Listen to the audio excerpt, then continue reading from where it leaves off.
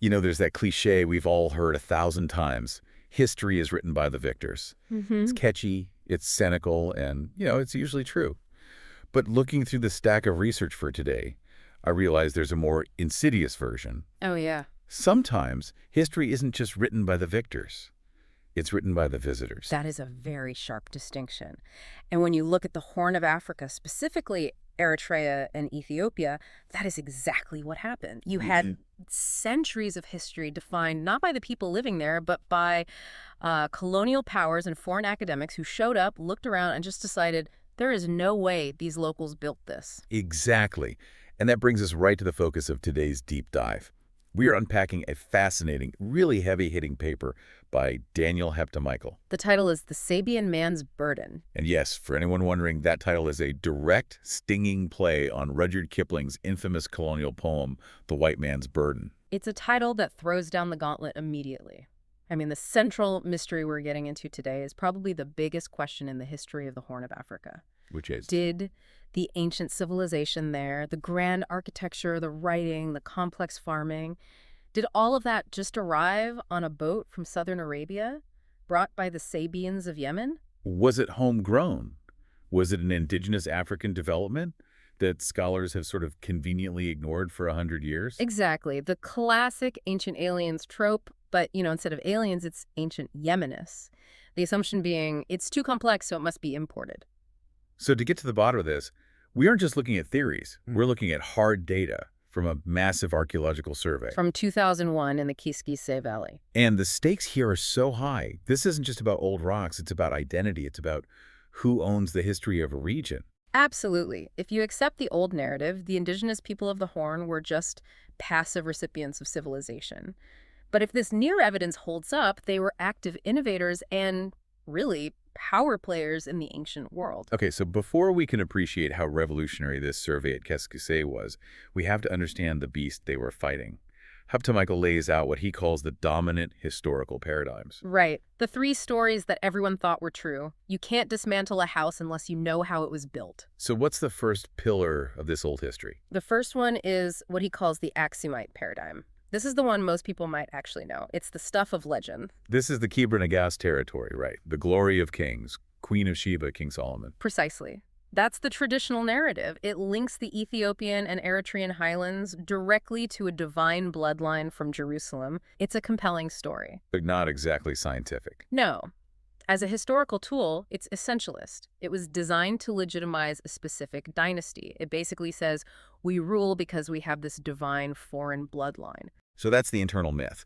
But then you have the second pillar, which sounds much more scientific, but was actually way more damaging. The Orientalist Semiticist paradigm. That is a mouthful. It is, but it shaped the entire 20th century of research. This was the European contribution. In the 19th and early 20th centuries, you had these European philologists, language experts coming to the region. And they saw the Semitic languages like Tigrinya and Greece and the huge ruins. And their worldview simply could not compute that Africans could produce this high culture. So they needed an external explanation. Exactly. They came up with a theory that light came from Arabia. That is the literal phrase they used. Wow. The theory was that the Sabeans from modern-day Yemen crossed the Red Sea, marched up into the highlands, and basically gifted civilization to the primitive indigenous people. That's the Sabean man's burden, the idea that civilization was a package delivered by FedEx from across the sea. Here is your agriculture, here is your writing, you're welcome.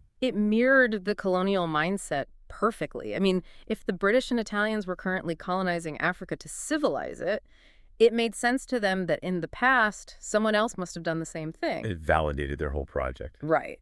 And then you have the third pillar, the geographical isolation paradigm, popularized by Edward Gibbon. Ah, yes. The famous quote about the Abyssinians sleeping for 1,000 years, forgetful of the world by whom they were forgotten. Just a 1,000-year nap behind the mountains. The idea was that the region was so rugged, so hermetically sealed, that nothing got in or out. Until the Sabeans showed up to wake them up. So those are the three villains of our story, the divine kings, the Sabean saviors, and the sleeping hermits. But these weren't just academic theories, were they? Absolutely not. Archaeology is never just about the past. The Italians, when they colonized Eritrea, they loved the Sabean theory. If civilization came from outside, then the local people had no deep ancestral claim to the land's greatness. It creates a disconnect. And later political claims between Ethiopia and Eritrea often relied on these myths of Solomonic descent. Controlling the past is a way of controlling the territory. So enter the Kes-ke-se Valley. It's 2001. You've got this team from the University of Asmara. They head out to this valley, but they didn't dig the way the old guard used to dig. And this is a crucial point. The methodology changed everything. The early excavations were basically treasure hunts. The Indiana Jones School of Archaeology. Chuckles, exactly. It belongs in a museum. They were looking for big inscriptions, gold, giant statues. If it wasn't shiny or huge, they'd kick dirt over it and move on. But this survey was different. It was a systematic pedestrian survey. That means gridding out the entire area, 6.5 square kilometers, and walking it, line by line. They were looking at the ground, at the rubble, the trash, the broken pottery. They were looking for the people, not just the kings. Precisely. And this wasn't happening in a vacuum. Just before this, researchers like Peter Schmidt had identified something called the Ona culture around Asmara. And this was the missing link, right? It was the smoking gun against the Sabean theory. The Ona culture sites showed evidence of complex urban indigenous communities dating back to 800 or even 400 BC. So cities before the Sabians supposedly arrived. Or at the very least overlapping with them. It throws a huge wrench in the Sabean savior timeline. You can't bring civilization to a place that already has cities. Right. So the team goes into Kes-ke-se with this new context. Yeah. And to be fair, there are big monuments there. Oh, absolutely. The stelae, the obelisks. The survey documented a bunch of them, but there's one that stands out. They call it the Big Cigar. A fitting name. It's a massive dressed stone monolith, about 11 meters long. A beast of a stone. But here's the catch. It's lying on the ground. All the obelisks at Kes-ke-se have fallen. Why is that? Well, the report discusses a few reasons. Some of it is just bad engineering. The bases were often too short for the height. But there's also evidence of tectonic activity, earthquakes, and of course, erosion. But looking at an 11-meter stone, I mean, the sheer weight of that is mind-boggling. And the paper mentioned something that really stopped me. These stones aren't local. No, they aren't. Geological analysis suggests the quarry for this specific type of rock is about 150 kilometers away. 150 kilometers. Yeah. Across ancient, rugged highland terrain. Without trucks, without cranes. How do you move a multi-ton stone cigar that far? That is the great logistical mystery, but this is where looking at the broader context helps. If you recall the biohistory of the region, specifically our Adulis series. Yeah, I remember. Think back to Chapter 5. We talked about a specific natural resource that was uniquely available in this region. Wait, don't tell me. I know exactly what you're talking about. The elephants. The elephants. We know from historical records that elephants were hunted and captured in this region. They were traded to the Ptolemies in Egypt for war. So if you can capture and train them, for export. It stands to reason you'd also use them for domestic biopower. That is such an incredible image. Not just thousands of workers with ropes, but elephants dragging these massive obelisks across the highlands. And that implies a level of mastery over the environment that the primitive narrative completely ignores. You don't just wake up one day and decide to move an 11-meter stone 150 kilometers. That implies a complex, organized state structure. An indigenous one. Yes. So the big stones prove they had the muscle and the brains. But the article argues the real story, the one that destroys the old paradigms, is actually found in the small things. In the trash. The rubble. This is where the survey really shines. They collected and analyzed the ceramics, the pottery, and the lithics, which are stone tools. Okay, let's start with the pottery. They found a ton of what they call redware. Plain red A, to be specific. Okay. Now, here's where the Sabean paradigm gets tripped up by its own logic. For decades, archaeologists tried to date African pottery by comparing it to pottery found in Yemen. Which makes sense if you assume Yemen is the source. But it's circular reasoning. This looks like Sabean pottery, so it must be from the Sabean period, which proves Sabeans were here. What's the problem with that? The problem is the dating sequence for pottery inside Yemen is remarkably weak and debated. By forcing Eritrean pottery into a shaky Yemeni timeline, you miss the local story. The ceramics at Kes-ke-se show links to that indigenous Ona culture and to later Aksumite styles. So it's a continuous local tradition, not an import. Exactly. But the real mic drop moment for me was the rocks, the lithics. Right. They collected over 700 stone tools, and 70% of them were made of one specific material. Obsidian. Volcanic glass. Now, to the average person, that sounds like they just liked shiny black rocks. Why is that 70% figure so important? It changes everything about the isolation paradigm for two reasons. First, the function. When they analyzed the wear patterns on these tools, they found a huge number of scrapers. And what do you use a scraper for? Processing hides, leatherworking. This wasn't just a guy making a pair of sandals. The sheer scale of these tools suggests an industrial-level production of leather goods, likely for trade. Okay, so they were industrious. What's the second reason? The source. Obsidian doesn't just appear anywhere. The obsidian found at Kes-ke-se comes from the Denkel Depression. The Denko, that's the coastal lowlands, right, down near the Red Sea. Exactly. One of the hottest, most inhospitable places on Earth. And it is distinctly not in the highlands. To get that obsidian to Kes-ke-se, it had to be transported up from the coast. So much for the sleeping hermit theory. It completely shatters it. You have a highland city that is dependent on raw materials from the coast to fuel its leather industry. That means there was a constant, reliable trade network connecting the mountains to the sea. The mountains weren't barriers, they were corridors. Exactly. Okay, so let's recap. We have indigenous cities from the Ona culture. We have massive engineering projects, likely powered by local elephants, a unique local ceramic tradition, and a thriving industrial economy connected to the coast. It's a pretty airtight case for indigenous complexity. I'm going to play devil's advocate here, because the Sabean theory didn't just come out of thin air. There is writing. The source mentions a Sabean inscription found at Kes-ke-se. It does. And this has always been the trump card for the Orientalists.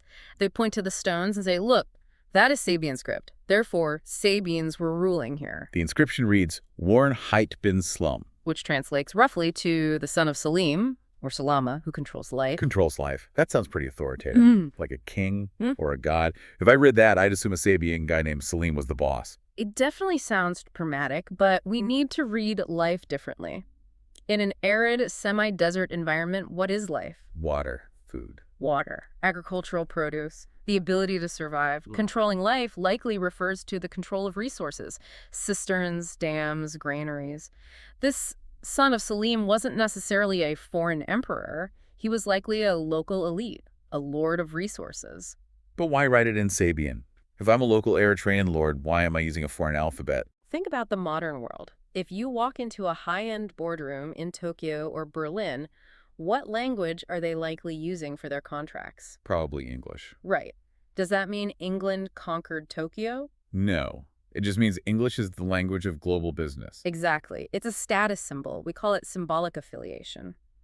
The Sabean kingdom in Yemen was a powerful player in the Red Sea trade network. So by using their script, a local highland ruler was signaling, I am sophisticated. I am part of this global economy. I am civilized. That's a crucial distinction.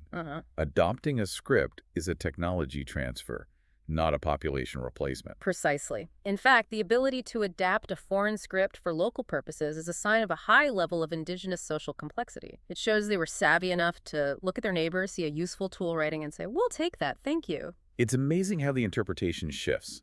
The inscription goes from being a property tag of a colonizer to being a business card of a savvy local ruler. That is the perfect way to put it. So when we put all these pieces together, the big cigar and the elephants, the obsidian trade, the local pottery, and the reinterpreted inscription, what is the final verdict on the Sabean man's burden? The verdict is that the burden has been lifted. The theory is a myth. It was a narrative constructed to serve the political and psychological needs of the 19th and 20th centuries. And the archaeological record proves it. The record at Kes-ke-se proves that civilization in the Horn of Africa didn't arrive in a suitcase from Arabia. It grew from the soil, the Sabean influence. It was exactly that: influence, interaction, trade. But it was not the origin. The people of the Horn were architects of their own history. Yes. And it really highlights the importance of how we study history. If you only look for Sabean inscriptions, that's all you'll find. But if you look at the trash, you see the reality of daily life. The leather workers, the traders, the masons. You see the people who actually built a civilization. Instead of just the myth of the kings who claimed it. It makes you wonder. We've spent this time deconstructing the history of Eritrea. But this visitor's history phenomenon, it can't be unique to this one valley. Oh, certainly not. It forces us to ask a much bigger question. How many other established histories around the world are just colonial ghost stories? How many other Sabean burdens are out there? Exactly.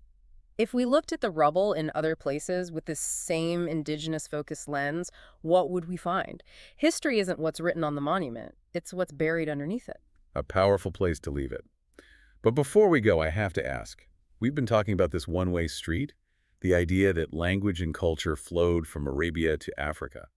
Is it possible we have the map upside down? You are hitting on something huge there. We've been discussing the Sabean script, which is Semitic. The assumption has always been that Semitic languages came from the Middle East, but there is a very strong Eritrean tradition and growing linguistic theory that suggests Proto-Semitic might have actually originated right here in the Horn. So instead of Sabean coming in, Sabean, along with Tigrinya, Ge'ez, and Tigray, might all share an African root. We'll soon talk about Eritrean tradition where Proto-Semitic originated. Sabean is Semitic, like Tigrinya or Ge'ez or Tigray. Stay tuned. that is going to be a wild one. Thanks for joining us on this deep dive. Pleasure as always.